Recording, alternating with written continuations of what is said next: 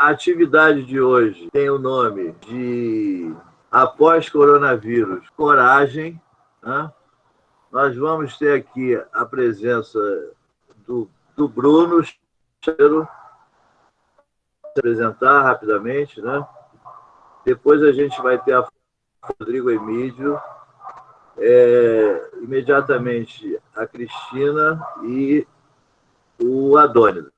Nós tivemos aqui nesse encontro o cuidado de trazer um representante, na verdade dois, né, representantes da academia, que é o Bruno e o Rodrigo, uma representante do sindicato, que é a Cristina, que é o Sindicato dos Bancários, e um representante do Centro de Ação Trabalhador, que é o Adonis do Celeste do Acre. Então, é o nosso tripé de organização do Fórum Intersindical: academia, sindicatos e Celeste. Tá? Então, a gente está compondo hoje muito bem essa mesa e bem representativa, e a gente, então, vai iniciar os trabalhos. Então, Bruno, muito obrigado. Você, por favor, se apresenta rapidamente e vamos nessa. Como o professor Fadel já me apresentou, meu nome é Bruno Chapadeiro, atualmente professor no programa de pós-graduação em Psicologia da Saúde da Universidade Metodista e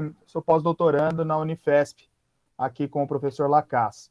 E, bom, eu escrevi um texto a pedido do professor Fadel na coluna Opinião, já tenho escrito no blog já tem um tempo, mas eu quis colocar justamente o título da nossa conversa de hoje, né? Que seria esse, então, após coronavírus, coragem. Aqui nós estamos com uma pós-coronavírus, 2 pontos, coragem. Lá no texto eu coloquei um pouco menos afirmativo, coloquei uma vírgula, pós-coronavírus, coragem. Né? Porque, como eu disse na última reunião aqui do fórum, que eu pude participar, eu não estava tão otimista de que, né, há um mês atrás, nós pensamos esse título imaginando que a coisa tivesse dado uma abrandada aqui no país, né? E o que a gente tem visto até agora são poucos esforços, né, principalmente por parte do Estado, para que a coisa se abrande, né? A gente está falando aí de possibilidades de abertura, né, de quebra da quarentena. Aqui em São Paulo se fala muito disso já, de uma abertura gradativa, porém, eu acho uma coisa um pouco confusa porque os números só têm aumentado, né? Por mais que a letalidade da doença ainda seja baixa, né, em torno de 10% em número dos infectados, uma morte já nos importa muito, né? No campo de saúde trabalhadora a gente já fala disso. Imagina quase 30 mil, né, no país. Então, eu não vejo a coisa melhorando nesse sentido em termos dos números, já que a gente vive o que um autor francês, o Vincent de Goulejas, chama da quantofrenia, né, uma doença dos números, né? Já que a gente vive essa doença dos números, eu não vejo esses números abaixarem. Então, a minha coluna de hoje lá no blog, eu tentei mais ou menos nesse sentido, da gente pensar o que seria o tão chamado novo normal, né, que se instala nesse momento da pandemia e pensar para além, né? Então, eu tento fazer uma análise um pouco mais macro, política, econômica, para depois adentrar mais a minha esfera, que é o campo da saúde mental relacionado ao trabalho. E eu me baseio muito em 2 teses principais que estão naquele livro, Sopa de Wuhan, que circulou muito em PDF, que foi editada por uma pessoa vinculada à Claxo, né?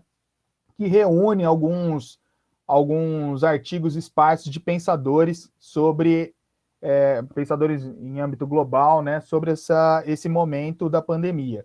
Então eu trago 2 teses que para mim fizeram muito sentido, mas que estão antagônicas. Uma é do filósofo esloveno, o Zizek, né, que ele fala que nesse momento que a pandemia ela deu um golpe mortal no capitalismo, né? Ou seja, que a crise econômica que se espera, né, como consequência, mostra uma urgência de uma reorganização global, né, de modo que a gente tem falado muito sobre solidariedade, sobre cooperação, então que a gente entraria em um novo tipo de comunismo, né, segundo ele, que quebraria essa ideia dos estados mais totalitários, né, que a gente tem visto, muito baseados numa xenofobia, intolerâncias, etc., que isso vai cair, né, porque cada vez mais o mundo vai precisar uns dos outros, vide a insuficiência de um modelo econômico que a gente estava tendo brilhando os olhos recentemente, que era o da China, né,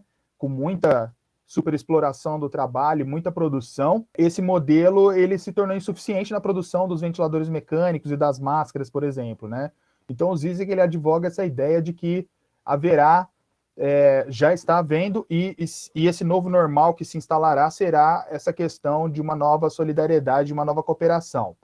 Por outro lado, o filósofo sul-coreano Byung-Chul Han, né, que tem ficado famoso aqui nas suas discussões sobre a sociedade do cansaço, né, sobre uma sociedade de excelência, etc. Ele fala que, na verdade, não.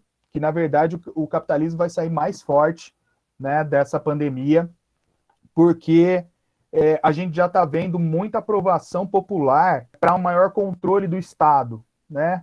Mesmo nós, à esquerda, temos aprovado medidas mais duras para que a quarentena seja efetiva. Então, é curioso a gente ver a extrema-direita criticar uma ação que foi feita lá na minha cidade de origem, Araraquara, no interior de São Paulo, né, quando a polícia foi mais ostensiva com uma pessoa que estava numa praça, né?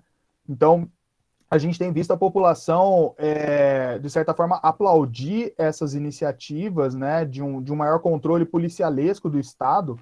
E se a gente for pensar, uma das medidas do atual governo, né, nas palavras da Angela Davis, do ocupante do cargo da presidência, aquele que não deve ser nomeado, uma das primeiras atitudes dele em decreto foi flexibilizar a questão dos dados, né? Quando a gente estava falando há pouco tempo atrás sobre indústria 4.0, inteligência artificial, trabalho por aplicativos, né? A gente estava falando muito sobre um novo ouro ou um novo petróleo, assim dizer, que são os dados e as informações, né? A Big Data hoje é o que brilha os olhos das corporações transnacionais e dos estados, né? Porque controlar os dados e as informações é valorizar a capital hoje em dia, né? Essa é uma grande discussão, principalmente do pessoal da tecnologia e desenvolvimento, mas enfim, a tese do Byung-Chul Han é de que a Covid-19 está conseguindo aquilo que o terrorismo não conseguiu, que a gente tem um estado de exceção permanente, né? Ou seja, quando a gente vê aqui o governador de São Paulo fazer um acordo com as principais operadoras de telecomunicação, a Oi, a Vivo, a TIM, né, sobre fornecer os dados, fornecer mapas de calor, né, para as pessoas que estão transitando, como uma forma de controlar a quarentena, isso é algo que a gente pode pensar que possa vir para ficar, né?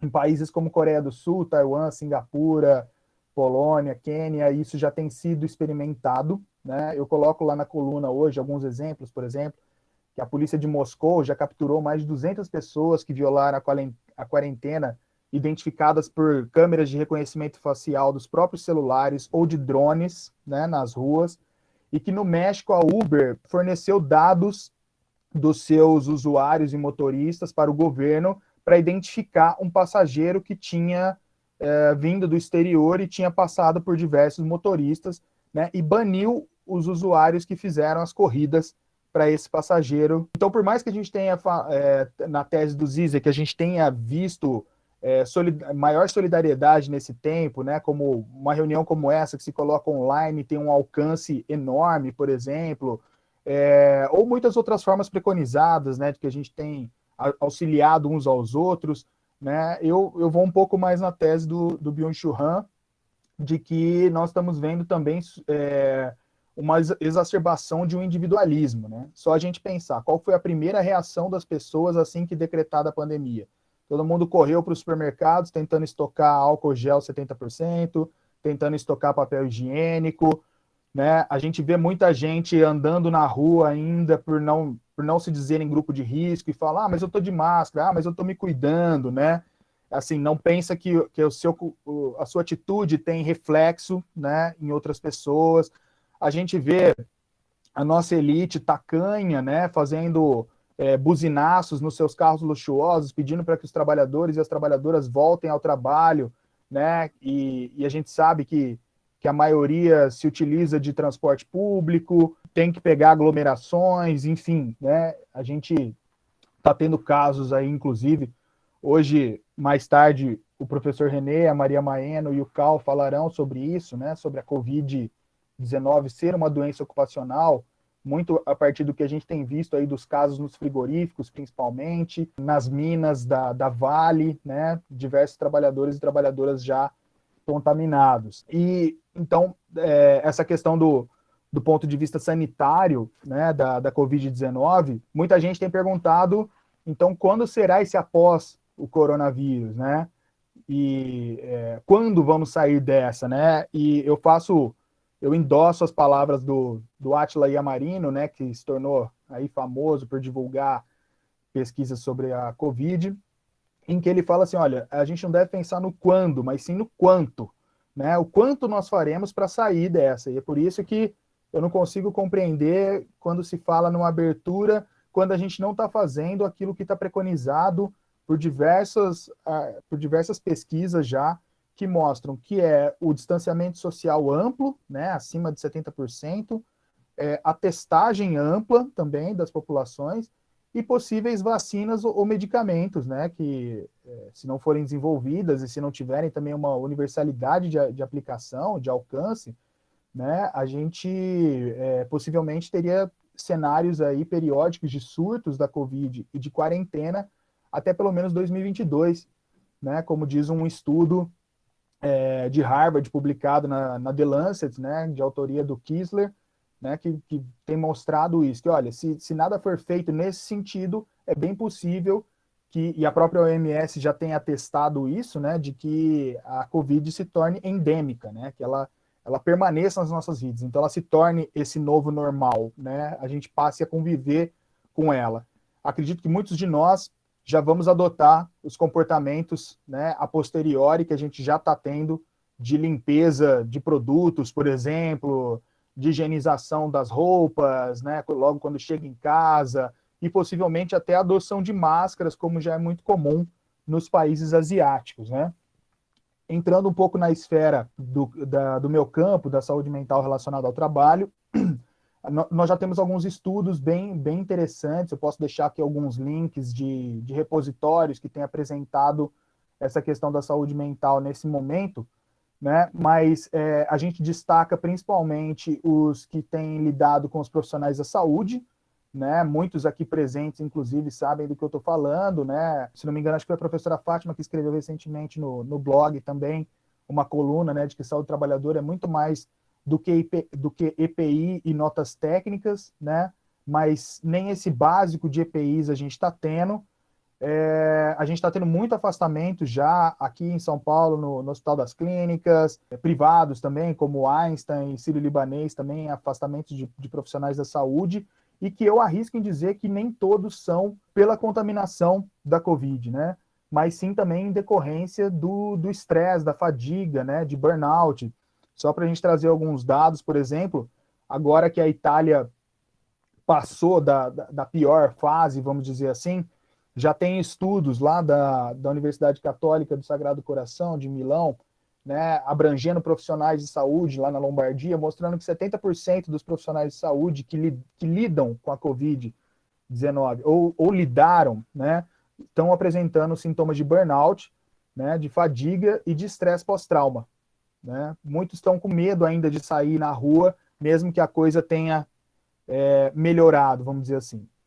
Um estudo aí do Rio, da UFRJ, do Alberto Figueiras, do Instituto de Psicologia, ele também publicou no The Lancet, já conseguiu identificar que os casos de depressão aumentaram 90% no intervalo de pouco menos de um mês, de março até abril, né? Um outro projeto também, o Convide, aí da Fiocruz, em parceria com a UFMG e com a Unicamp, já mostra um aumento de pessoas nessa quarentena fazendo uso de álcool e cigarros, né? Mais de 20% de aumento. Também 40% das pessoas que eles ouviram, né, por questionários online, se sentiram tristes e deprimidos, e 54% estiveram ansiosos e nervosos também com frequência. Esse número se amplia quando a gente fala de adultos jovens de 19 a 29 anos, né? Curiosamente, assim, uma geração com muitos estímulos, muito voltada a sempre fazer mais e mais, né, esses números sobem para 54% e 70%, respectivamente, né?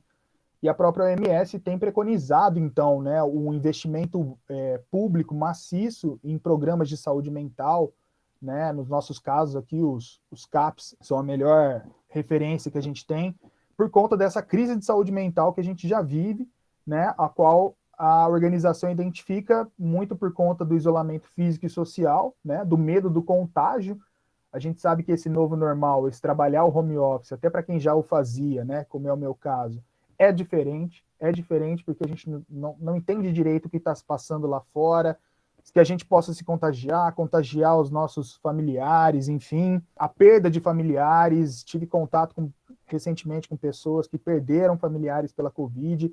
É muito triste, os relatos são muito tristes, né, de dizer aquela coisa de ver um familiar sendo posto num saco preto, posto em vala comum, né, é muito triste. E em relação aos trabalhadores e trabalhadoras, o desemprego, né, também já entra aí como um fator de estresse, de depressão, né, ou a possível, o medo da possível perda desse emprego, né, são fatores aí contributivos ao aumento desse estresse, né. Cabe destacar o home office e o teletrabalho também, né, isso eu tenho ouvido diversas queixas, tenho feito diversas reuniões como essas para sindicatos, principalmente o pessoal do judiciário tem mostrado muitos fatores de desgaste mental, fadiga, sobrecarga emocional, né, por conta que a gente sabe que não é a mesma coisa, a gente tem uma invasão do tempo de trabalho no tempo de vida. Muitas mulheres têm relatado extrema sobrecarga porque tem que dar conta da casa, dos filhos, dar atenção para os filhos e acabam tendo que trabalhar de madrugada, por exemplo. Então, o sono também tem sido prejudicado nesse momento, né? E acredito que, em relação a esse novo normal, muitas empresas, né, farão desse limão uma limonada, né? Ou seja, estão vendo que a reestruturação desses espaços produtivos enxugados para que as pessoas possam trabalhar em casa está sendo possível, né? Então, esse talvez se torne o novo normal e que eu penso que será o grande desafio dos movimentos sociais e dos sindicatos, né? Eu estou dizendo a todos os sindicatos que eles estão se tornando cada vez mais necessários nesse momento, né? Porque vão ter um papel central, né, fundamental no combate à precarização extensiva e intensiva dos vínculos de trabalho e do desemprego estrutural, né? Ou seja, então eu encerro a minha fala e o meu texto de hoje no blog, né, pensando que, tal como o Marx preconizou lá no século XIX, o que irá colapsar esse sistema, né, do capital, da exploração do homem sobre o homem, que a gente tem visto se ampliar nesse momento, não será um vírus, mas tão somente a luta de classe. Então vamos para o Rodrigo Emídio. Olá, bom dia. Eu me chamo Rodrigo Emídio, sou professor de geografia. A minha fala é bem mais simples. Eu sou um tirador de leite que, por acaso, dou aula de geografia e conheço o mundo pelas mãos, né? E a minha fala não será tão teórica, não trarei muitos dados.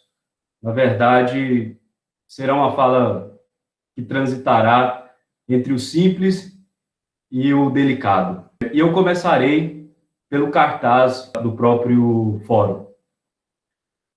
O cartaz é um trabalhador entregando flores ao brutal acontecimento que nos ronda.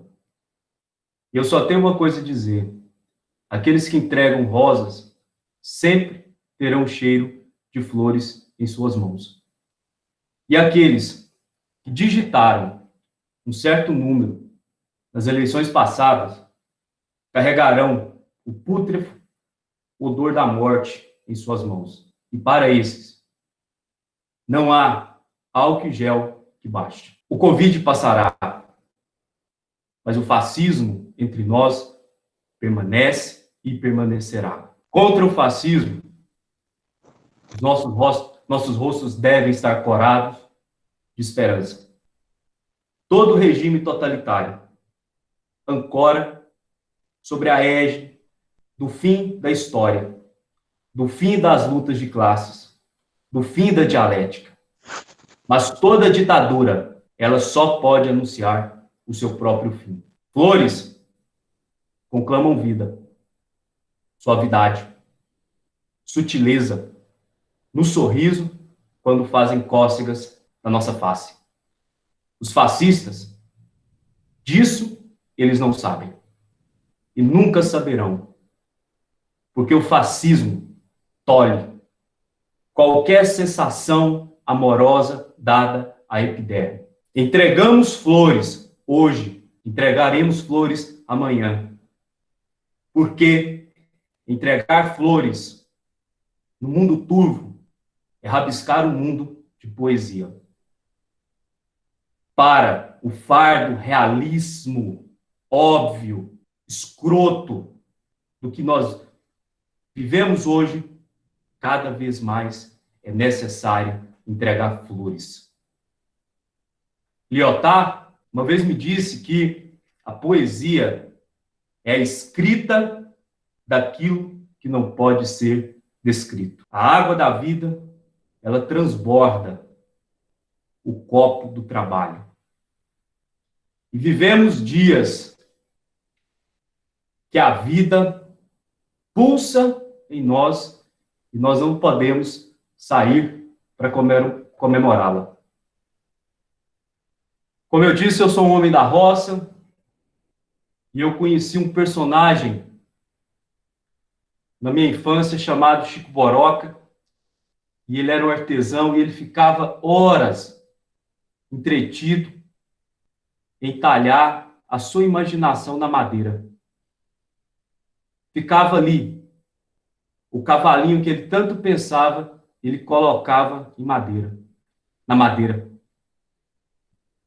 Tatear a madeira como um artesão é ler o nó com as mãos, é saber o empeno, é bater no sólido com o formão do carinho. A coragem, para depois desses dias, precisa de cautela. Precisamos ter cautela e bater a nossa vontade com carinho na sólida madeira do fascismo. Carinho por quê? A qualquer batida agressiva, achamos madeira e perdemos o controle. Os fascistas, eles não sabem o que é carinho. O artesão faz a imaginação tornar-se corpo pelas mãos. E eu volto ao cartaz. O artesão é o poeta das mãos. E quando escrevemos, e quando sorrimos, e quando desejamos poesia a um companheiro que está na frente de batalha, continuamos também sendo poetas com as mãos. A ciência abstrata, médica ou geográfica não nos afaga. É preciso ter mãos. A medicina do trabalho deve lutar contra a bursite, não para ter braços fortes para o trabalho, mas para o trabalhador ter braços fortes para dar abraços. A medicina do trabalho deve lutar pelo o combate contra o estresse, contra os problemas de estômago, não para o trabalhador ficar mais ágil, mas para ele poder saborear a cerveja gelada depois de um dia de trabalho. O tato promove o encontro sensorial com o outro. É a ponte que nos torna tão humanos. Ítalo Calvino, em Palomar, comunista, que lutou contra o fascismo, mas não se embruteceu pela luta, escreve o seu último livro, Palomar, de forma linda.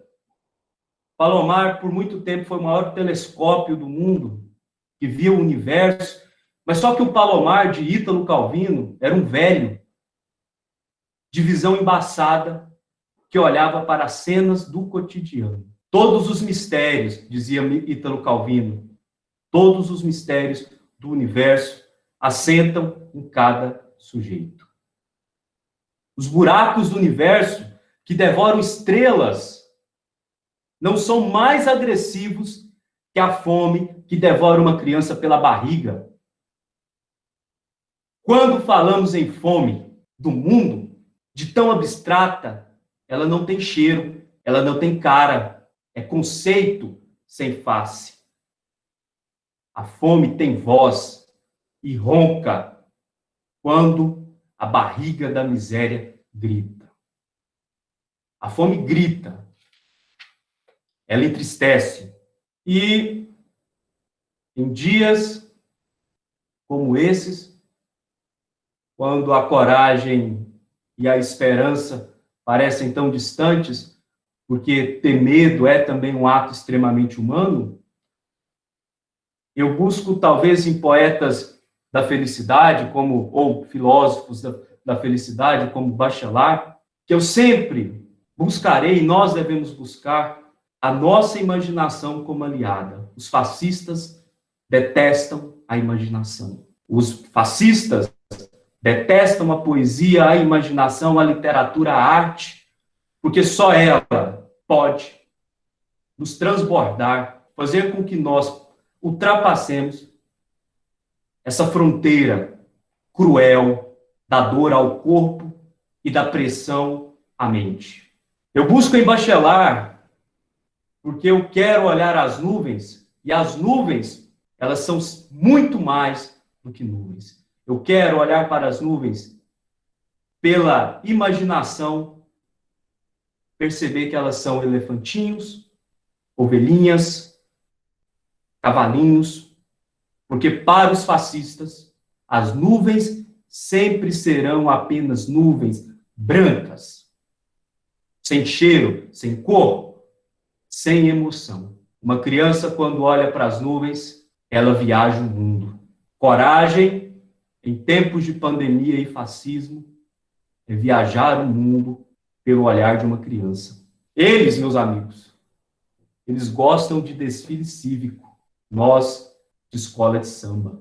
Eles, meus amigos, eles marcham, nós sambamos. Eles não sabem, meus amigos, eles não sabem e nunca saberão. O fascismo e suas mazelas deve ser combatido com amor, com felicidade, com esperança.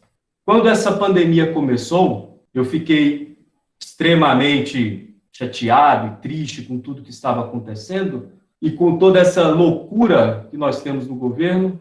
Um amigo meu do Rio, o Fadel, ele me ligou tarde e falou: Rodrigo, nós temos que acabar com o fascismo. O Fadel é um homem de 70 anos, com uma energia assustadora na luta contra o fascismo. Eu não poderia, naquele momento, cair em desesperança. Jamais. Então, meus amigos, eu termino a minha fala dizendo que a cerveja deve ser bebida gelada, mas a felicidade é uma arma quente. Essa rosa foi tirada do meu jardim e eu entrego ela a cada um de vocês que está aí nesse momento difícil. A felicidade é uma arma quente. Muito obrigado a todos. Peço a Tereza Cristina que se apresente, por favor, rapidamente, e comece a sua fala. Obrigado, Tereza. Prazer em tê-la aqui com a gente. Eu sou Tereza Cristina, atualmente bancária, e fui alguns anos antes educadora. Hoje sou cedida ao Sindicato dos Bancários de Brasília, e a nossa luta é constante. Aqui, no dia a dia, sentado nas calçadas, comendo marmita, quando é necessário, a gente está lá. E é muito importante estar aqui nesse fórum intersindical, essa criação de um tripé entre sindicalistas, nós, os representantes dos trabalhadores, mais a academia, mais as instituições públicas.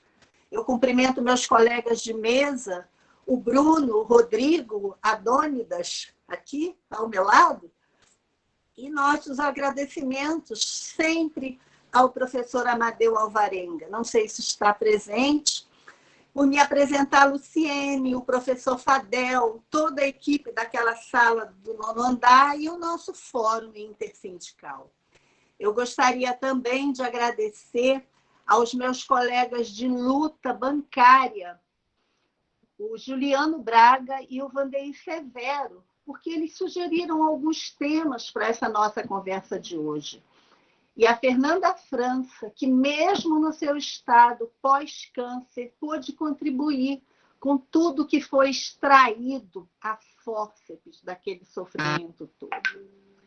Nós precisamos parabenizar pela extrema coragem, além dos trabalhadores da saúde, que são maioria aqui, são os heróis que estão lá na linha de frente, também os muitos outros serviços nos hospitais. É importante valorizar aqueles trabalhadores invisíveis que saem de suas casas todos os dias. Quem faz o nosso café, quem deixa aquele nosso local de trabalho bem limpinho. Gente, os bancários e as bancárias, a minha atual categoria, estão vivendo um momento de extrema coragem. E eu gostaria de parabenizar principalmente os colegas da Caixa Econômica. Quantos bancários e bancárias já morreram pelo país afora, contaminados pelo Covid? Quase ninguém lembra da gente. Motoristas, demais trabalhadores que estão lá no transporte coletivo carregando as pessoas para trabalhar, o pessoal da limpeza urbana, das lotéricas, gente, tantos outros que estão indo trabalhar ou ficando em casa, trabalhando em casa e mantendo essa coisa girando e o fascismo crescendo. E nós temos que ter coragem até para respeitar o nosso corpo por meio de uma boa alimentação. E que a cada refeição a gente se lembre de que tem alguém lá fora que não tem o que comer. É necessário coragem para reconhecer a diferença entre conscientização e informação. Informação é aquilo que nós buscamos, é o que recebemos, temos demais. Conscientização é o que nós fazemos com tanta informação. É preciso coragem para reconhecer que, para muitas categorias, o trabalho em casa, o chamado home office e o teletrabalho, diferentes, chegaram para ficar. É preciso, gente, muita coragem para continuar uma luta que vai ter foco pelo capitalismo na redução da mão de obra. E sem queda na produção, porque é o que se busca, é o que o capitalismo busca à custa da gente, à custa do trabalhador em qualquer área. É preciso muita coragem para resistir à redução ainda maior. Já não basta tudo que o governo fascista já aprovou com os seus correligionários. É preciso coragem para resistir à redução ainda maior dos direitos trabalhistas, por causa também do home office e do teletrabalho. Gente, é preciso coragem para admitir que não vai haver retorno àquela antiga normalidade, dita normalidade. Os meus antecessores aqui já disseram, é preciso coragem para defender o foco no ser humano. E o ser humano no ambiente de trabalho seguro. E como a Fátima disse mesmo outro dia no seu artigo, não é só por conta dos equipamentos de proteção individual. Não é só por conta de todo esse aparato. É foco no ser humano no ambiente de trabalho seguro, que não é só protegido dos coronavírus aí da vida, mas também vinculados aos aspectos psicológicos. O aumento da depressão já foi citado aqui hoje, e a manutenção do emprego, aspectos psicológicos vinculados à manutenção do seu ganha-pão. Muitas vezes, a coragem, ela nasce do medo. Muito triste, mas é verdade. A partir do medo, a pessoa descobre uma coragem que ela nem sabia que tinha. É preciso coragem para reconhecer e continuar lutando, porque o home office e o teletrabalho vão mostrar para a gente, e quando o Covid-19 deixar de nos exterminar em massa, a gente precisa encarar de frente esse novo normal que vai surgir, tal como foi com a gripe espanhola, com a AIDS, com o ebola, com o vibrião colérico, com tantos outros males. E, além disso, o teletrabalho associado aos afazeres domésticos. É preciso, gente, muita coragem para estudar, aprender, cair dentro dos livros, para estudar que, assim como na natureza, no sistema capitalista, os ciclos eles têm picos na tragédia e características semelhantes. É preciso muita coragem para admitir que as nossas formas de organização sociopolíticas elas precisarão ser repensadas, talvez e infelizmente, com algumas das nossas categorias extintas. Coragem para renovar diariamente o espírito de militância política, sempre ao lado dos trabalhadores. Eu sou dirigente sindical e, infelizmente, preciso reconhecer que pessoas que foram eleitas para estar ao lado dos trabalhadores, para defender seus direitos, que estão ali com o mandato sindical para justamente estar na linha de frente, essas pessoas pulam o muro, pulam a corda e se colocam ao lado dos patrões. A gente precisa saber dizer não a essa pelegada. Nós precisamos de coragem para ser atores sociais no combate ao fascismo e ao negacionismo. Nós não podemos ser os indiferentes da história. A gente sabe que viver é tomar partido. Olha, o que eu vou dizer agora vale principalmente para aqueles que têm os cabelos prateados, como eu. É preciso coragem para trazer essa juventude para junto da gente. Que os Filipes Neto da vida possam ser ouvidos, sim, sem que a gente tenha medo de aprender com eles. É preciso coragem, agora eu falo como educadora que está aqui dentro, para defender sempre a educação problematizadora, a formação humanizada, o dia a dia de quem está aprendendo, o dia a dia de quem não é só um repositório, não é mais, não deve ser mais. E a gente tem que lutar por isso no dia a dia. Meu filho é professor de geografia, como o colega que me antecedeu. A gente precisa ter essa formação fincada nas características de quem está ali aprendendo e ensinando para a gente. Que não haja espaço para manipulação da intolerância e do ódio. Afinal, a educação nunca foi, nem nunca será neutra. Gratidão aos mestres Paulo Freire e Gramsci. Gente, há tempo para pensar, há tempo para agir. A esperança é equilibrista. Quantos anos ouvimos isso e agora levado pelo Covid? E é nossa parceirinha querida, não é, professora Amadeu? Afinal, nós estamos condenados a perseverar.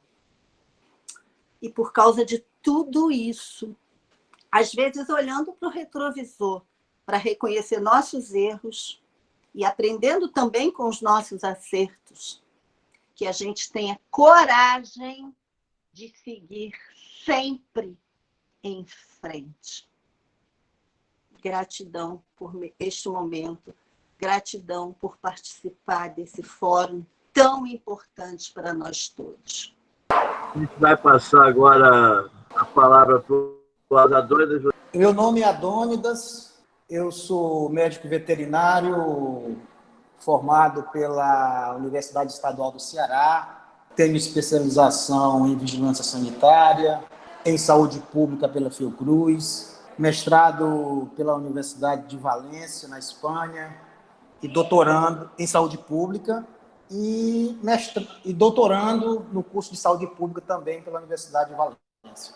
Há 14 dias atrás, a gente participou de um encontro aqui mesmo, nessa plataforma, e eu achei muito interessante a questão que foi colocado pela rota, né, do coronavírus acompanhando o capital.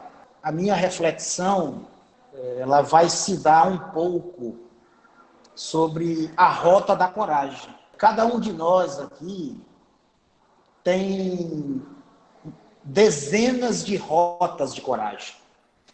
Eu escolhi algumas em que a gente vai, então, nesse pequeno espaço de tempo, falar um pouco sobre essa rota da coragem.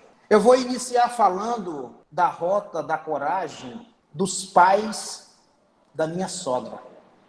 Eles eram alemães, trabalhadores, que fugindo da Primeira Guerra Mundial, saíram, eles moravam na fronteira da Alemanha com a Rússia, dentro do território russo.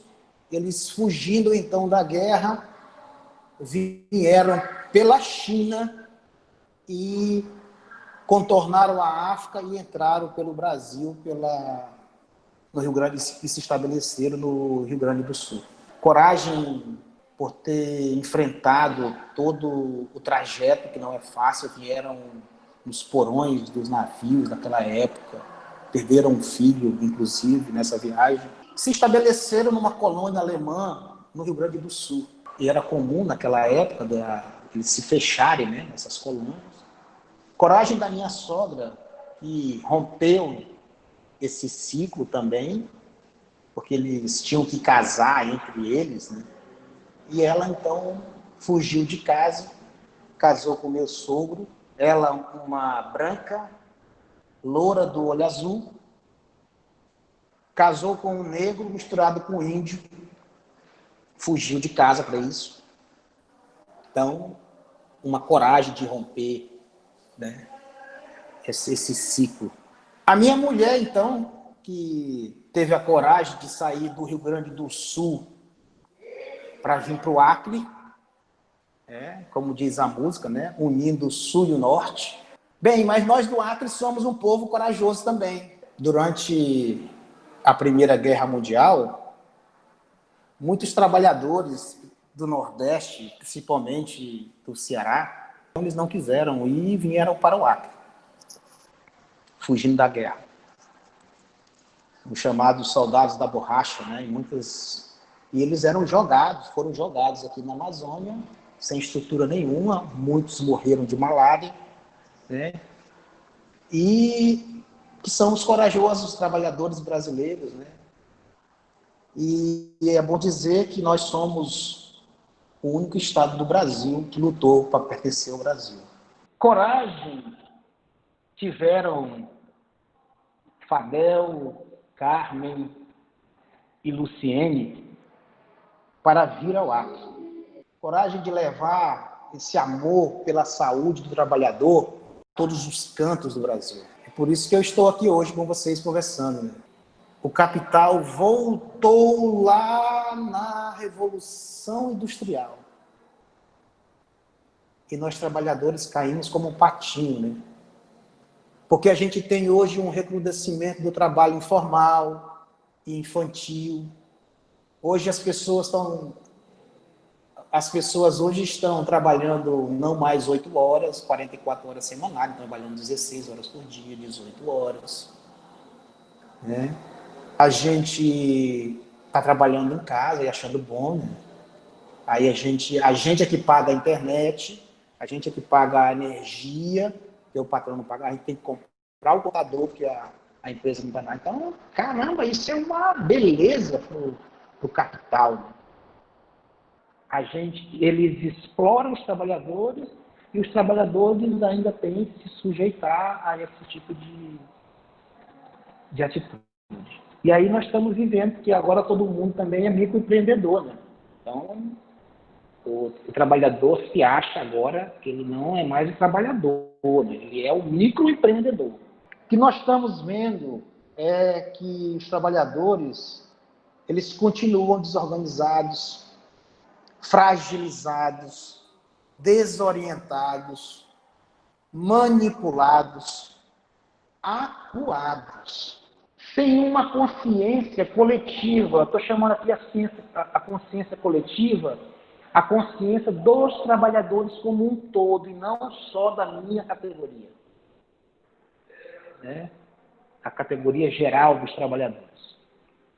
E aí a gente entende, por conta disso, por que esses fascistas estão aí, né, que chegam ao poder e estão no enfrentamento, e a gente acuado, né, com medo, como já foi colocado aqui pelos meus antecedentes. Mas eu acho que a gente tem que ter a coragem de enfrentar o medo nessa pandemia. Porque os trabalhadores estão com medo de morrer, de contaminar familiares ou adoecer. Estão com medo de perder o emprego e muitos estão perdendo o emprego. Nós temos medo, e não é por conta já da pandemia, já um pouquinho mais antes, né? Nós estamos com medo do enfrentamento. O 1º de maio passou o Dia do Trabalhador sem um movimento dos trabalhadores. Raríssimas exceções isoladas. Um movimento que teve em frente ao Palácio do Planalto, do pessoal da enfermagem, né? Pacífico, perfeito, inteligente, a forma como foi feito.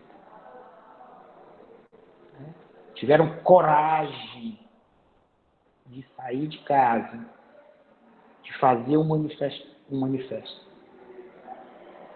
E todos nós vimos o enfrentamento dessa turma com aqueles trabalhadores que estavam ali se manifestando pacificamente.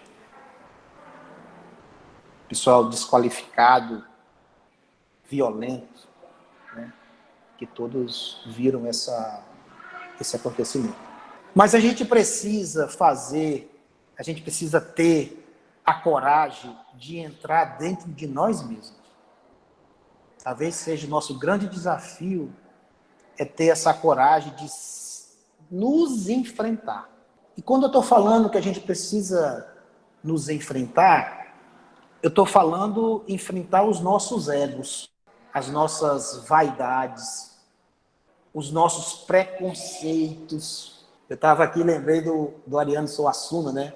Ariano Suassuna fala muita coisa engraçada sobre essa questão do copo, né, em inglês, né?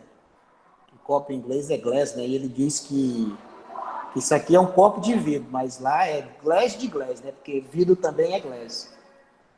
E ele diz também que a forma que um povo tem de perder a sua identidade é a gente perder a nossa língua. Eu perguntando com um profissional, qual é a tua profissão? Ele dizia, taxista, né? Caramba, e agora não é mais taxista, é Uber. Não, eu sou Uber. Eu fiquei pensando, né? Caramba, meu, que coisa é essa? Né? Eu sou Uber.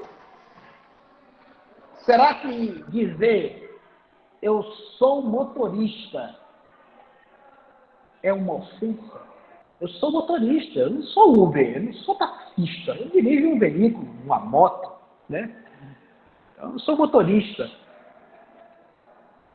A gente aqui no Sereste, eu trabalho também no Sereste, de Rio Branco, e na vigilância sanitária do município de Rio Branco, A gente foi acionado pelo Sindicato dos Bancários, viu, Cristina, aqui do Acre, sobre a questão do Covid, porque tinha trabalhadores adoecendo, sendo contaminados e tal. E nós estamos com um trabalho junto com os bancários aqui, fazendo um trabalho junto com eles, junto aos bancos, todos os bancos de Rio Branco. E ele, então, no planejamento da ação que a gente estava fazendo juntos e tudo, ele citou a palavra teletrabalho. E eu, caramba, eu fiquei comigo, né, aqui pensando, pô, teletrabalho, como é que é isso, hein? E tudo, e eu fiquei pensando, pô, é um cara todo letrado, todo sabido, né? O que é esse negócio de teletrabalho? Né? Aí ele vai e me falou, não, teletrabalho é trabalhar em home office. Aí, home office, eu digo, sim, agora eu entendi. Quer dizer, a gente dá mais valor à palavra que não é da língua portuguesa do que o significado das coisas. Né? Então, o home office eu conhecia, né? Teletrabalho não. Olha, você vê como é que é as coisas, né? E a coragem que a gente tem de assumir a nossa pequenez e aprender com o trabalhador no seu dia a dia. Né?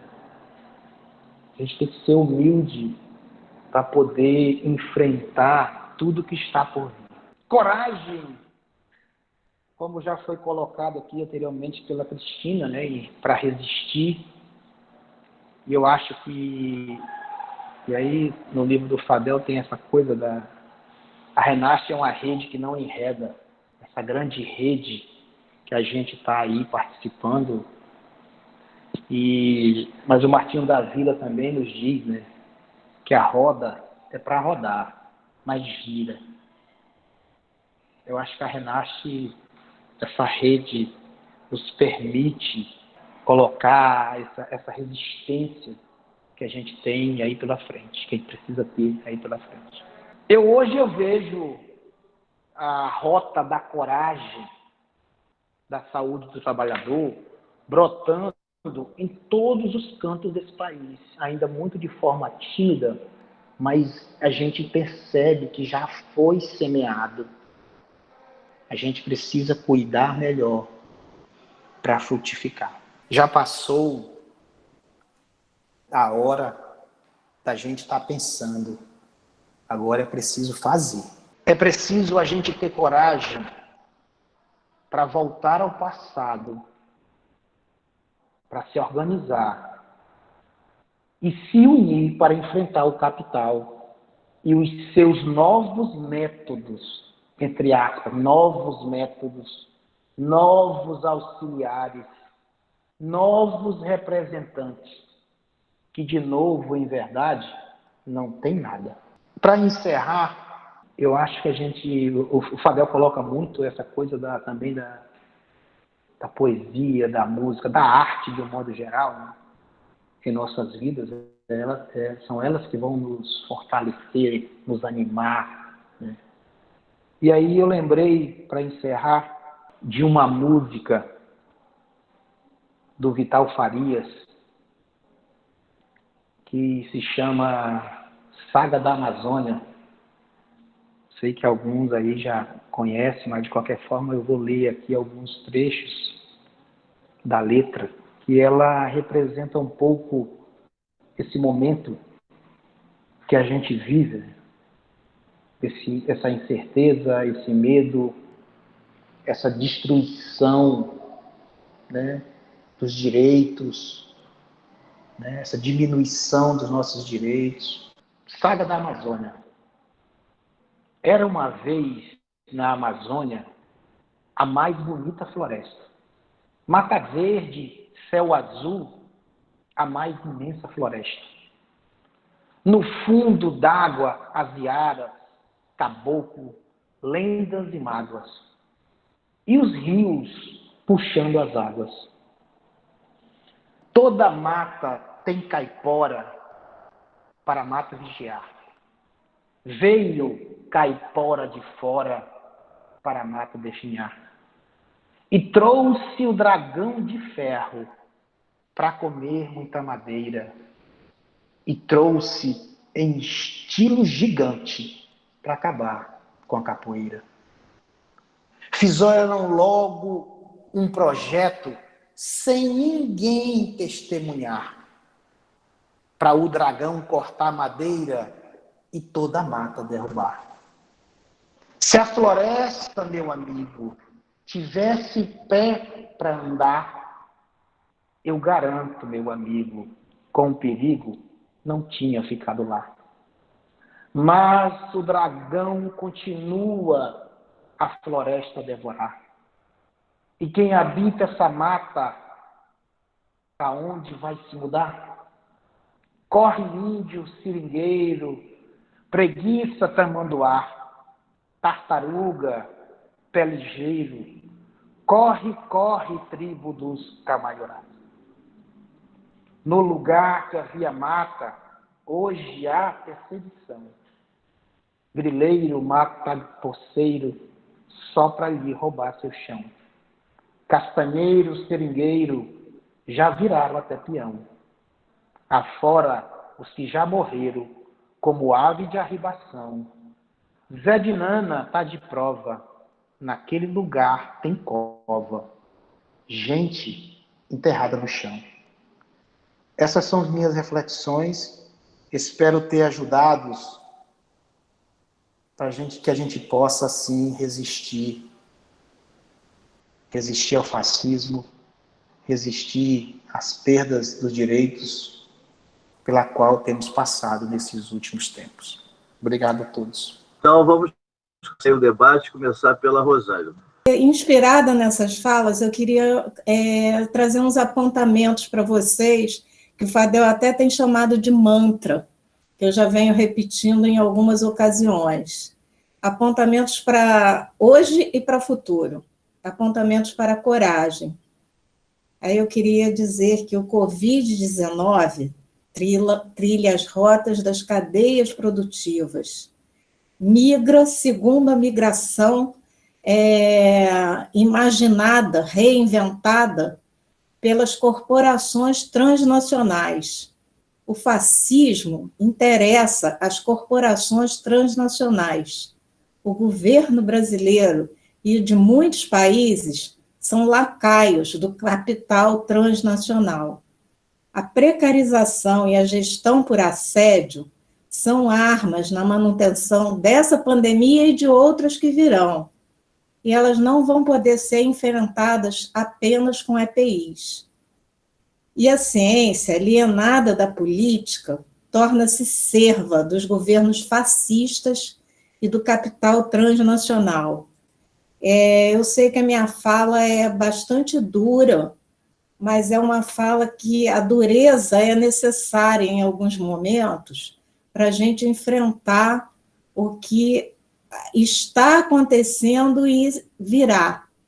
O Valdir está com problema no microfone, ele colocou a pergunta dele aqui no chat, eu vou ler rapidinho aqui. Sim. É possível pensar em sindicatos neste momento, pós-reforma trabalhista? O trabalhador está disposto a investir voluntariamente nos sindicatos? Os sindicatos estão preparados para mudar e os trabalhadores vão, enfim, entender que os sindicatos são eles? Então, aqui, uma pergunta para o professor Bruno Chapadeiro aqui. Sempre que eu posso, ter acompanhado lá o Projeto Covid, que é bem bacana, no Instagram. E é bem bacana ter esse espaço aqui hoje para poder te acompanhar. Bem, lá no livro Saúde, Trabalho e Direito, do professor Fadel, se não me engano, no capítulo 2, Pena e Gomes colocam assim, abre aspas, o banzo, essa forma grave de depressão, pouco estudada na nossa história, pode representar a primeira grande epidemia de doença mental relacionada ao trabalho no Brasil. Aí eu, como uma mulher preta periférica, procuro militar e me debruçar sobre a depressão do povo preto periférico, que é meu mundo, né? A minha realidade. Que aí, assim, os estudos vão fazer mais sentido na minha vida, né?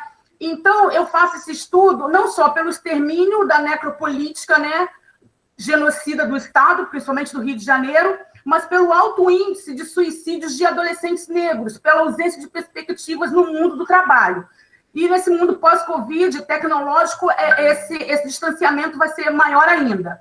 Aí a minha pergunta fica assim, essa depressão do Covid, pós-Covid, é o novo ou seria uma ampliação desse banzo / depressão vivida pelo povo preto periférico pós-pseudo-abolição? Porque, afinal de contas, se viver no capital é triste, viver não está inserido é pior ainda, né? Então, eu deixo essa interrogação, se for possível a reflexão sobre ela, eu agradeceria muito. Um bom dia a todos. Muito obrigada. Eu queria ouvir o Renato, que é coordenador do Fórum, junto com a Luciene também. Queria ouvir os dois, um comentário. Pode ser, Renato e Luciene? Pode ser? Essa coisa que o Bruno traz, né, que na verdade não tem grandes otimismos depois que isso tudo, né, abrandar, né? Parece que vamos ter um controle maior sobre nossas vidas, né? Eu também estou, assim... a Miriam lembrou uma coisa, que, né, falou sobre o suicídio, obviamente falando...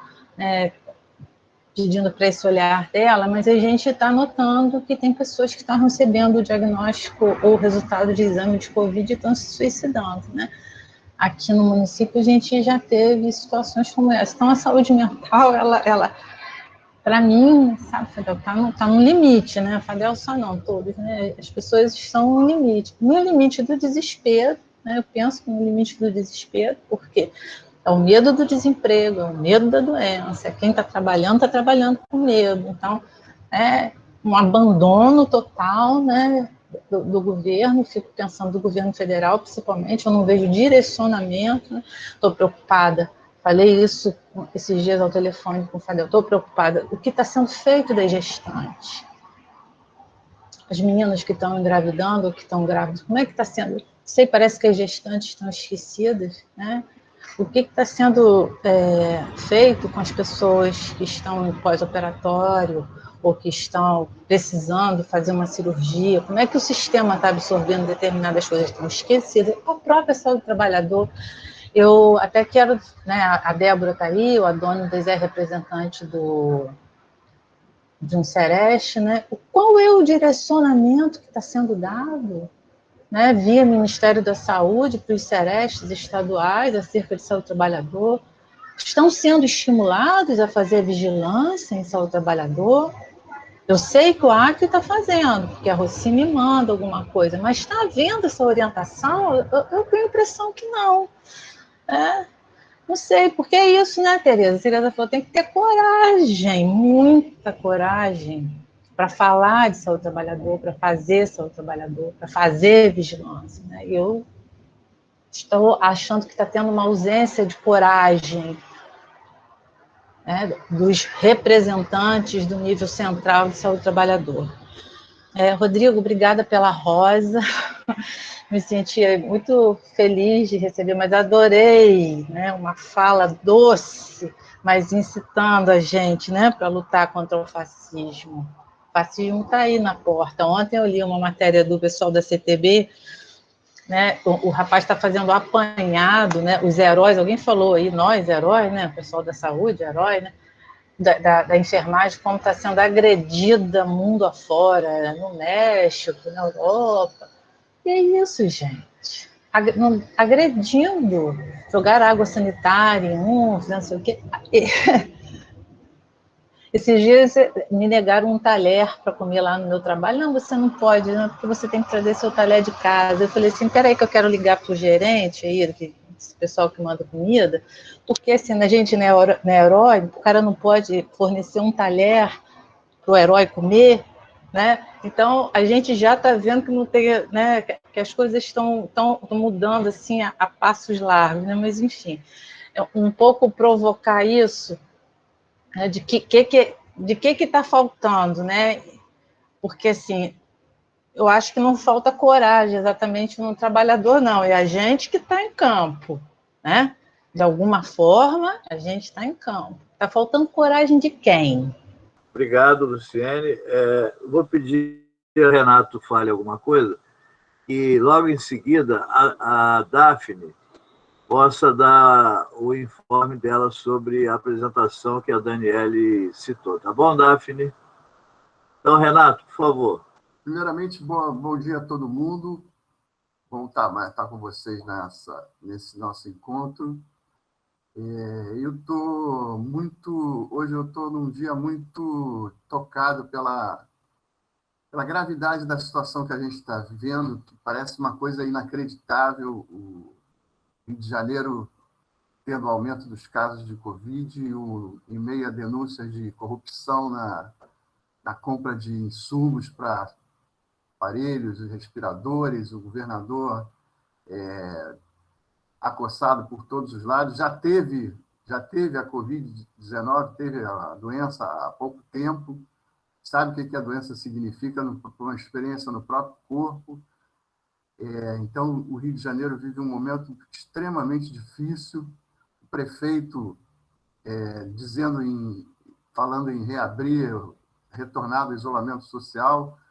Ora, o isolamento social no mundo todo tem sido a conduta, até agora, à medida que nós não temos ainda uma vacina, nem um remédio que dê conta da doença, tem sido a postura adotada no mundo todo, e aqueles que desrespeitam ou que subestimam o isolamento social têm sofrido um retorno da doença grave, como na Coreia do Sul, nesse momento que era tido como um dos países que melhor tinha lidado com a doença, e agora houve um relaxamento no isolamento social e a doença está retornando. Então, é uma doença com a qual não se pode brincar e está tendo uma atitude irresponsável vinda de todos os lados pelas pessoas mais importantes para sustentar uma conduta única em defesa da vida, né? Então, tudo leva a crer que está morrendo muita gente, está sofrendo e está morrendo muita gente que não precisava nem estar sofrendo, nem estar morrendo dessa maneira. Isso, e sem falar na conduta do governo federal, a gente teve a demissão de 2 ministros da Saúde num intervalo de tempo muito curto em meio à pandemia. É uma coisa que parece surreal, parece inacreditável, nesse momento em que precisaria da união e da conjunção de forças de todo mundo contra uma ameaça concreta, gravíssima, que a gente está sendo submetido. A gente vê divisões políticas por todo lado e denúncias de corrupção naquilo que é mais importante, são os aparelhos, os insumos necessários para o trabalho dos nossos heróis, que são heróis, sim. A fala da Luciene é muito contundente, são heróis que não estão sendo considerados como tal, na sua devida grandeza. Em alguns lugares fala-se até em redução de salário, congelamento de salário do pessoal da saúde, e uma confusão generalizada onde deveria haver uma atitude de união para derrotar, tentar fazer frente a essa grande ameaça. Com relação aos trabalhadores e à Covid, na webconferência que a gente teve o professor René Mendes falando, ele já deixou claro a opinião dele, que a Covid é, sim, uma doença relacionada ao trabalho. Toda vez que o trabalhador, tanto no lugar onde ele tem contato com outras pessoas, possa ser contaminado, em geral, nos locais de trabalho, onde você pode ser contaminado pelo contato ou com a população ou com os seus colegas, como no próprio trajeto ele precisa sair para trabalhar. No momento que ele sai para trabalhar, ele entra numa condução que é tido pelas pesquisas como um dos locais onde você tem maior possibilidade de contaminação. E a gente tem já uma decisão do STF considerando a Covid, pode ser feito nexo causal entre a Covid e o trabalho, e a Covid sendo considerada uma doença relacionada ao trabalho. Mas eu não sei de onde vão emergir as forças necessárias para a gente superar essa passagem. Quer dizer, elas estão aí, né? De alguma forma, a gente continua tendo o trabalho do cuidado, na medida do possível, mas é uma situação muito grave que a gente está vivendo, e ainda uma crise política e uma testagem dos limites da democracia, que tem um objetivo claro de uma certa medida, desviar a atenção da gente da questão principal, que é o desleixo no trato da questão da Covid-19 como uma ameaça grave que a gente está vivendo. Então, eu estou muito... É uma situação muito séria. Eu acho que ver a presença de mais de 60 pessoas aqui é uma coisa alentadora, e a gente tem que concentrar nossas forças naquilo que for possível, onde for possível. Eu, por exemplo, sou grupo de risco, como o Fadel também é, pela nossa idade só, mas, além disso, a gente tem comorbidades, etc. Mas a gente centrar forças onde for possível para dar a nossa colaboração para esse pulo no vazio. O Fadel, numa outra reunião, usou a lembrança daquele livro do José Saramago, autor português que recebeu o Prêmio Nobel de Literatura. Ele tem um livro chamado Ensaio sobre a Cegueira, que tem um filme feito por um brasileiro sobre o livro dele. Então, o que a gente está fazendo, a gente está tendo uma oportunidade de escrever um outro ensaio sobre a cegueira, dada a cegueira generalizada que a gente está presenciando. E a gente não sabe aonde que isso vai dar. Tem previsões de vários tipos, inclusive previsões de várias ondas possíveis, segundas ondas. Agora, o que a gente tem certeza, já amealhou de experiência pelo que acontece no mundo, é que o isolamento social é uma das únicas formas efetivas que a gente tem de, pelo menos, minimizar os danos dessa pandemia. Obrigado, Renato. A Daphne poderia dar o informe, depois eu queria que o Marcelo Moreno fizesse aí uma saudação em nome do SESC, que é nosso parceiro nessa reunião do Fórum Intersindical. Então, a Daphne, depois o Marcelo Moreno, depois o Jorge Machado.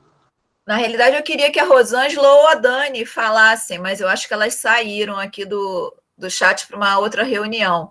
Então, no próximo domingo... Eu estou aqui, Daphne. Tá aí, Rô? Ai, que bom. Por que você não fala, então? Acho que pela fala do trabalhador é melhor, né? Vai ser de grande importância a presença de todos, tá? Que a Daphne vai apresentar um trabalho que foi feito com nós, comerciários, tanto dentro do sindicato como da base, em especial a minha base, que é mercado, e vamos apresentar tudo que nós vivemos dentro desse mundo que é o comércio, principalmente dos mercados. Então, eu peço que todos vocês participem, vai ser domingo, o link já foi posto aí, tá? E agradeço a todos, desde já, a participação. Obrigado, Daphne. Obrigado, Fadel. Rosângela falou do evento no domingo, né? É um evento dos comerciários, chamado de Construindo a Nossa Opinião, é o saber pela fala dos trabalhadores comerciários, né? O saber operário, e aí a gente vai ter essa oportunidade. Agora, eu queria falar das lutas em relação ao movimento sindical, o que tem sido conseguido aí, principalmente no sindicato, e como é que nós, o Sereste, estamos trabalhando para retaguarda técnica dos sindicatos nesse momento de pandemia. Então, queria falar aqui do Guanabara, né? Nós tivemos uma vitória aí em relação ao supermercado Guanabara, porque eles estavam exigindo que os trabalhadores com Covid, né, com atestado, com tudo documentado, que fossem a um container para realizar o atendimento e chancelar ou não o atestado médico deles em relação à doença. E isso foi ganho agora, né? A gente mitigou isso, né? Enfim, judicializou essa situação absurda, né, de fazer o trabalhador doente ir até lá e ainda se expor e expor outras pessoas também, e conseguimos, dia 20 de maio agora, é recente, né, que o Ministério Público do Trabalho não exigisse, que o supermercado não exigisse mais essa conduta do trabalhador, né? Então, uma outra pessoa pode levar, e o trabalhador não precisa se expor, ir lá doente, levar esse... E aí determinou multa, essas coisas. Eu acho que isso é uma importante vitória, sim, porque é dentro da luta que a gente vai crescendo, né? Nós colocamos essa notícia no Atualiza, se eu não me engano, ainda está lá, inclusive com a tá bom, inclusive com a cópia. Se alguém quiser, né, o detalhe, é só ir na nossa coluna do blog, Atualiza em tempo de coronavírus, ok? E nós já estamos também, como retaguarda técnica também, fazendo o mesmo trabalho com outros locais também, tá? Com outras empresas. Então, assim, trabalhando junto com o sindicato, porque é isso, o Sereste é retaguarda, a gente precisa estar nesse momento fazendo vigilância. Como é que está no município do Rio de Janeiro? Não estamos fazendo vigilância em saúde do trabalhador no município do Rio de Janeiro. É isso que eu tenho a dizer. Porém, estamos acompanhando todos os casos de trabalhadores, por enquanto ainda da saúde, né, que são enviados para nós, porque a gente dá todos os encaminhamentos, o que tem que fazer, faz aquele primeiro acolhimento, mesmo que por telefone ou por e-mail, nesse primeiro momento, para saber o que precisa esse trabalhador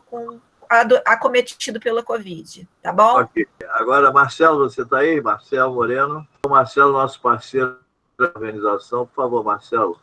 Ter participado do fórum tem sido um momento muito especial para mim, eu acho que para todo mundo nesse período que a gente vive, né? Assim, ouvir o Bruno hoje, ouvir o Rodrigo, a fala do Rodrigo me emocionou muito quando ele, enfim, da forma como ele colocou, e a Cristina também, o Adônidas, enfim, é preciso a gente ter coragem, e eu acho que é coragem para tudo, né? Para a gente se manter resistente, realizando o fórum à distância, e aí agregando várias pessoas desse país, realizando as webconferências, enfim, se mostrando vivo no momento em que todo mundo queria que a gente estivesse isolado, não só socialmente, assim como está sendo previsto, mas isolado também na nossa luta, nas conquistas que a gente pretende ter, na garantia das conquistas que nós tivemos ao longo desses anos. Então, assim, participar do fórum tem sido muito importante, o SEST está, nesse momento, junto com o Fórum, junto com o GT da Brasco, junto com a Frente Ampla, promovendo algumas iniciativas como essa, porque é isso que a gente quer discutir mais e mais saúde do trabalhador nesses tempos de coronavírus e com coragem. E esse momento tem sido importante também, porque a gente está com um grupo de alunos, que é da especialização em saúde do trabalhador e da residência multiprofissional em saúde do trabalhador, do SEST, e outros alunos também do Instituto de Estudos em Saúde Coletiva do UFRJ, que a gente também, talvez num arrobo de coragem, a gente está promovendo uma disciplina para discutir exatamente isso, saúde do trabalhador em tempos de coronavírus. Então, Fadel, obrigado por essa parceria, espero que a gente mantenha sempre, já é de muitos anos, né, a gente em cada instituição diferente. Enfim, obrigado e que a gente possa continuar junto, firme, forte, com bastante coragem nesse trabalho. Jorge Machado, cadê você? Só queria fazer uma menção a que a gente traga para o cotidiano, a gente vê a riqueza do acompanhamento do cotidiano, da vigilância desse cotidiano nos territórios, dos vários espaços que a gente presencia, as relações de transmissibilidade, de transmissão, de dispersão do vírus, e a gente pensa sobre isso, como trabalhar a vigilância do ponto de vista deslocada para o cotidiano, para a comunidade, para o território, e para os momentos de vida e trabalho, de transporte, de deslocamento. Quer dizer, a gente, menos que acompanhar a curva, acompanhe a nossa vida e nosso trabalho para fazer barreiras sanitárias, decompondo essa ideia do distanciamento, né, como fazer o distanciamento em todos os momentos da nossa vida. E quais os tipos de barreira sanitária que a gente poderia estar construindo com a comunidade, né? Cair para dentro da vigilância. Eu acho que não tem essa outra... E construir uma narrativa. construir uma forma de comunicar. A gente fica comunicando o epicentro, a gente tem que comunicar a dispersão, a transmissibilidade, o perigo da transmissibilidade.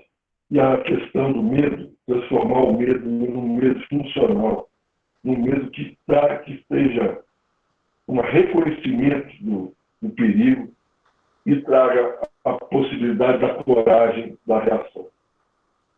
Conceição, depois a Débora e o Sérgio também, petroleiro. Eu sou Conceição Robaina, sou assistente social, docente da PUC-Rio e sou doutoranda da Faculdade de Serviço Social da UERJ e estou estudando o adoecimento na aposentadoria com a ideia de que esse adoecimento não tem a ver com envelhecimento ou com outras questões, com ociosidade, mas com a ideia de que ele seja reflexo do sentido do trabalho que a gente aprendeu ao longo da vida.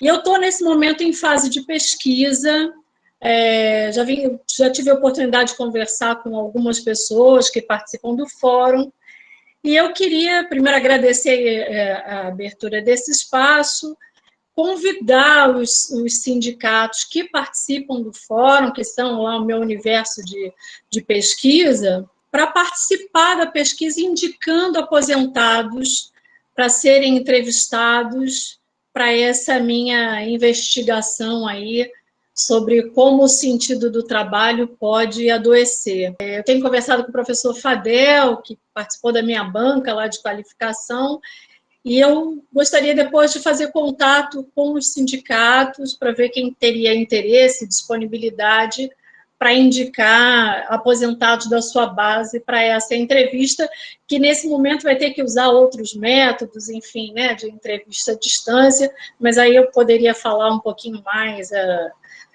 com cada um pouquinho mais detalhado. Então, fica aqui o convite e o agradecimento pela abertura do espaço. Débora, por favor. Aí, fazendo uma fala mais rápida e mais direcionada para aquilo que Luciene colocou, dos desafios hoje para a saúde do trabalhador e principalmente para a Renasc, para os Serestes. Né? A gente, em Duque de Caxias, hoje, está atuando, estamos vivos, né? Tendo fôlego aí para continuar, mas numa luta cotidiana. Né? Estamos fazendo ações de vigilância em saúde do trabalhador. Tivemos que ter aí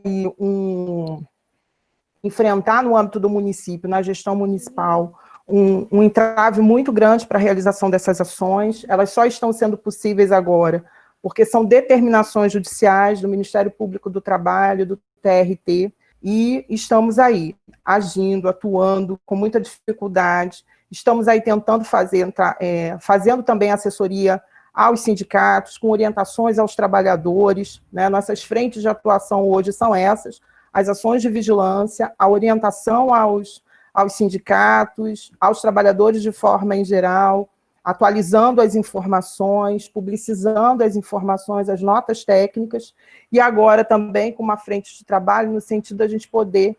o Estado do Rio de Janeiro, semana passada, criou uma nota técnica informando que, né, o Covid, né, elas passam a ser notificadas enquanto acidente de trabalho. E nesse momento a gente está atuando no sentido de entender essa nota técnica e ver de que maneira que a gente vai começar a implementar isso na nossa região, né?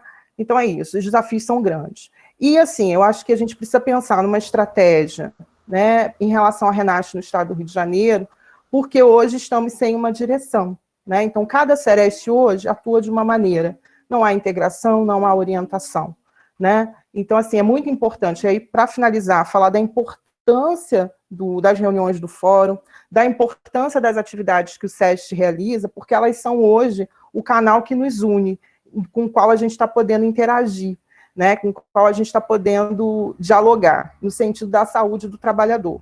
Porque o que a gente tem visto também é que muitos outros centros de referência, o que tem feito são a vacinação, treinamentos para que os profissionais coloquem EPI, né? Então, assim, tudo muito sem um norteamento. E em relação à vigilância, né, não existe hoje um direcionamento, nem do governo, nem no âmbito estadual, nem no âmbito federal, que dê respaldo às Serestes ou orientações aos Serestes em relação às ações de vigilância. Serginho, pode falar, você agora. Meu nome é Sérgio Borges, também sou secretário de Saúde do Trabalhador daqui da CUT Rio de Janeiro, e dizer para vocês que um dos principais desafios que a gente tem enfrentado hoje é ganhar a consciência do trabalhador, mesmo nesse momento de Covid. A pandemia ela deu uma oportunidade a gente, através da exposição da luta de classe, expondo as contradições do capitalismo, da gente conseguir dialogar de forma muito direta com o trabalhador. Agora, ao mesmo tempo que abre canal de diálogo, também a gente tem pessoas com medo de ficar desempregadas, pessoas passando fome, pessoas em condições muito precárias, pessoas que estão trabalhando, se expondo. A gente tem esse desafio, porque muita gente com fome, muita gente com medo de perder o emprego, quem está trabalhando. E quem não está desesperado por conseguir um emprego. E eu acho que o caminho da união entre a academia e os trabalhadores é um caminho que pode gerar bons frutos. Obviamente, talvez a gente tenha que construir aqui, talvez não, é uma coisa que a gente vai ter que fazer ao pensar o pós-pandemia, apontar direções para os sindicatos, para os trabalhadores, no sentido do que vai ser essa nova sociedade, como tratar as novas relações de trabalho. Porque a gente não vai ter normalidade, acabou. O que era antes não volta, na minha visão, nunca mais. Então, como se relacionar, quais são, por exemplo, como ver PPRA, as condições de saúde, as relações de trabalho, isso tudo talvez a gente possa construir aqui dentro desse fórum para a gente apontar caminhos para o movimento sindical, para os trabalhadores estar buscando novas formas de estar se organizando e combatendo qualquer tipo de precarização do trabalho. A gente vai, então, passar a palavra agora inicialmente, para o Bruno, pela ordem, tá? Bruno Chapadeiro. Bom, eu vou me ater, então, à questão que foi diretamente para mim, da Miriam. A gente tem que considerar a saúde da população negra nesse contexto, né, como algo de suma importância, né? Você citou o livro do professor Fadel, né, que é um livro muito bom, usei muito na minha tese de doutorado. Eu destaco outro também do Alisson Eugênio, da Federal de Alfenas, né, que é o Lágrimas de Sangue, que ele fala da saúde dos escravos no Brasil, né, da época de Palmares e abolição, né, que colhe relatos de médicos sobre a saúde dos escravos, né? Então, a primeira vez que a medicina do trabalho aqui no Brasil tentou, vamos dizer assim, dar um jeito, mesmo sob pressão internacional, né, de movimentos abolicionistas, cuidar dessa saúde dos escravos para que eles fossem mais produtivos, né? Outros autores importantes que a gente tem resgatado nesse momento, que devem ser lidos, né? O Franz Fanon mesmo, o Fanon, não lembro se é no Condenados da Terra, mas no Pele Negra, Máscaras Brancas, com certeza, e na sua tese de doutorado em psiquiatria também, né, defendida lá nos anos 50, ele já discutiu os efeitos psíquicos do racismo colonial, né, assim, dizendo que, olha, você tem que pensar que por conta do racismo, por conta de um histórico de escravidão, né, a saúde mental da população negra deve ser pensada diferente da população branca, né. Enfim, e uma tese que à época já foi ignorada pela corrente positivista hegemônica da psiquiatria, né? Algo que a gente tem, por exemplo, só agora nos anos 2000, 2007, 2006, não me lembro agora, a Edna Araújo da UFBA, né, que expõe na sua tese de doutorado que ainda são poucos os estudos na área da saúde no Brasil que consideram os fatores de raça e cor, né? Então, a gente tem diversos autores que têm apontado para essa importância da saúde mental e da população negra, o Naim Akbar, da Universidade de Michigan, né? Michigan aí teve um caso terrível, né? Acompanhamos aí do sufocamento do jovem negro, né? O George Floyd, se não me engano, por um policial, né? Também temos o tunisiano, o Albert Memmi, e o que você citou, né, o congolês, né, o Achille Mbembe, que fala da necropolítica, né? Tenho acompanhado essa questão de dados e de discussão disso da saúde mental, da saúde, né? Porque saúde mental pouco não se tem falado muito, infelizmente, mas da saúde da população negra como um todo. O Canal Preto no YouTube tem trazido dados muito interessantes, né? Que mostra, por exemplo, que essa desigualdade urbana e a informalidade do trabalho, né? Que a gente discute é maior na população negra. A maioria da mortalidade pela Covid-19 é na região norte do país e entre pretos e pardos, né? Entre pretos e pardos são 1 em cada 4 hospitalizados, né? E 1 em cada 3 mortes no país, né? Isso porque a pobreza mantém a população negra mais afastada do serviço de saúde, né? E o racismo implícito na nossa sociedade brasileira os exclui também de tratamentos mais eficazes, né? Se a gente pensar, muitas da categoria de trabalhadoras acometidas por Covid, que estão na linha de frente, né, que são as trabalhadoras domésticas, a grande maioria são mulheres negras, né?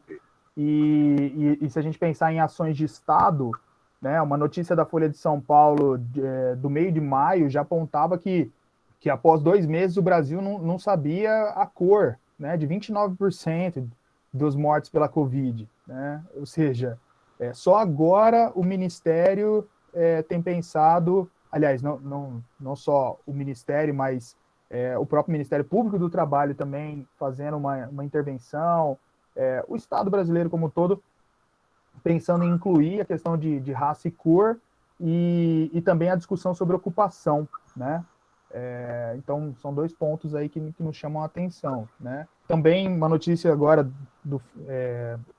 do fim de março da Folha de São Paulo, que mostra que 11,5 milhões de brasileiros moram em casas cheias, né, em meio à pandemia da Covid, a maioria população de população negra e mulheres solteiras, né?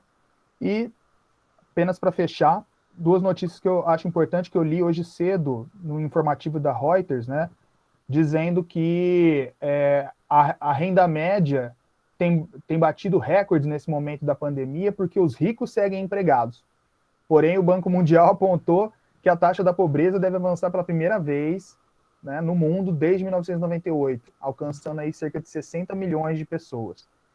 E também, né, os reflexos aqui no Brasil, que o nosso PIB, né, a nossa capacidade de produção, de trabalho, caiu 1,5% no primeiro trimestre, então tá pior ainda do que o PIBinho do ano passado, né?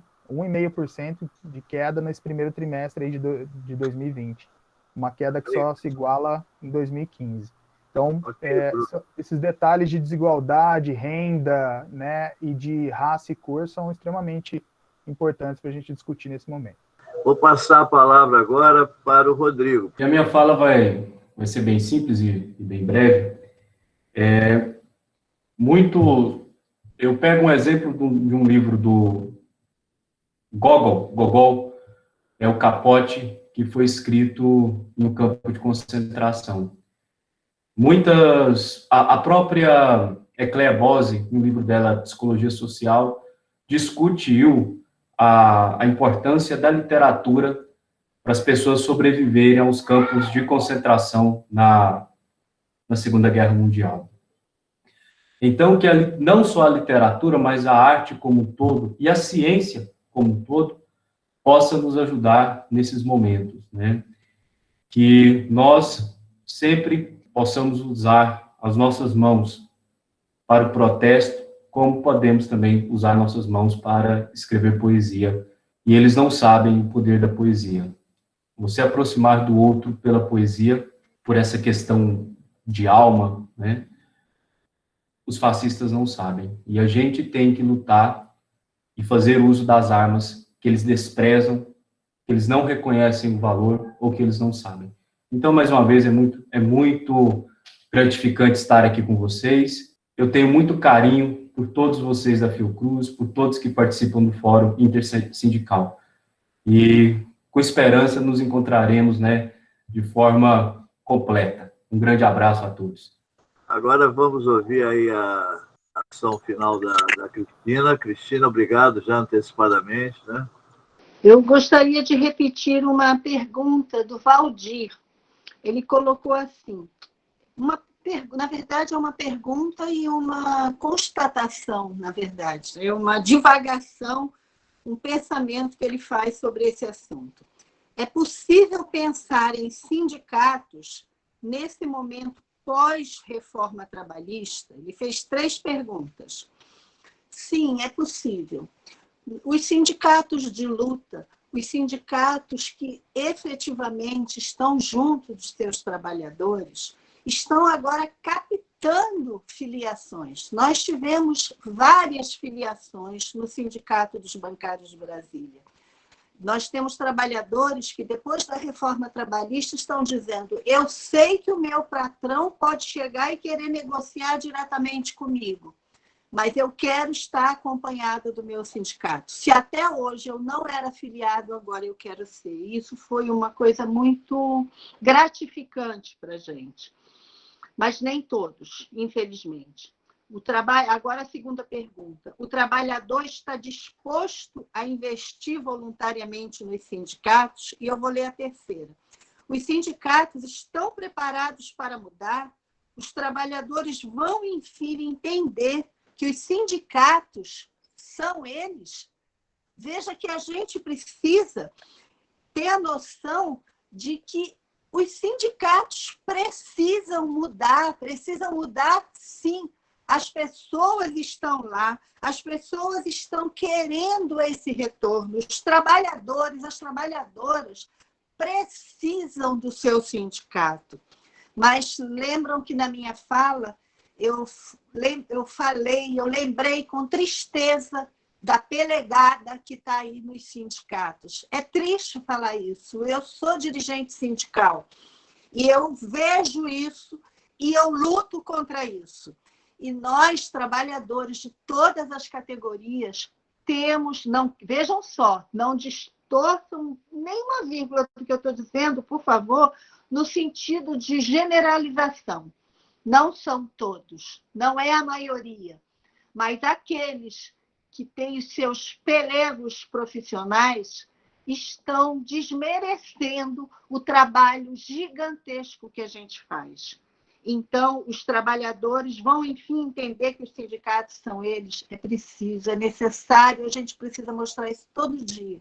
Porque se o trabalhador que vê que o seu sindicato não faz nada, não disser isso, não cobrar do sindicato, é muito mais difícil a gente atingir esse objetivo.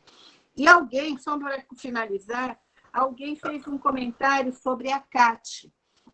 E sim, o Edmar lembrou do STF já tratando do vínculo do coronavírus 19 com o trabalho. É acidente de trabalho, sim. STF já pacificou. E a CAT pode e deve ser emitida pelos sindicatos, se o empregador não fizer, como é a maioria dos casos. E gostaria, para finalizar, de agradecer o convite. Foi uma honra participar aqui junto com vocês. E agora a gente vai passar do Adônidas para fazer a sua fala final e se tiver algum comentário sobre as perguntas também. Eu queria só citar, eu acho que é fundamental agora, né, que ele faz essa pergunta, é possível pensar no sindicato? Claro que é. Aqui no Acre, nós temos uma experiência, os trabalhadores, os sindicatos criaram uma brigada de enfrentamento ao Covid. 11 sindicatos estão nessa brigada. E nós entramos nela, quando eu falo nós, é o Sereste do Acre, pautados pelos sindicatos. E a Débora coloca, né? Débora, nós aqui estamos fazendo vigilância, assim, por conta dessa demanda dos sindicatos. Então, nós estamos indo nas agências bancárias, nas agências dos Correios, junto com o Sindicato dos Correios, né? Nos frigoríficos, no comércio de modo geral. Então, o que a gente precisa, sim, é fortalecer isso que está acontecendo. A Luciene pergunta se a gente está sendo estimulado pelo Ministério da Saúde. Gente, o Ministério da Saúde não tem estímulo nenhum.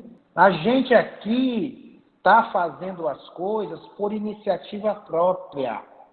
Eu estava vendo hoje de manhã um vídeo onde o pessoal na favela em São Paulo, se não me engano, Paraisópolis, os trabalhadores lá que estavam se organizando, inclusive eles estavam colocando o nome, né, dos coordenadores de presidente, porque ele diz já que o Brasil não tem presidente, né? Então nós vamos botar um presidente aqui na rua tal, para coordenar as pessoas, para ajudar e tudo. Então, nós estamos verificando sim a possibilidade dos trabalhadores se unirem, se fortalecerem em plena pandemia. Obrigado mais uma vez, professor Fadel. Obrigado, Isabela. Obrigado, Luciene. Bem, obrigado a todos. Até mais. Tchau, tchau.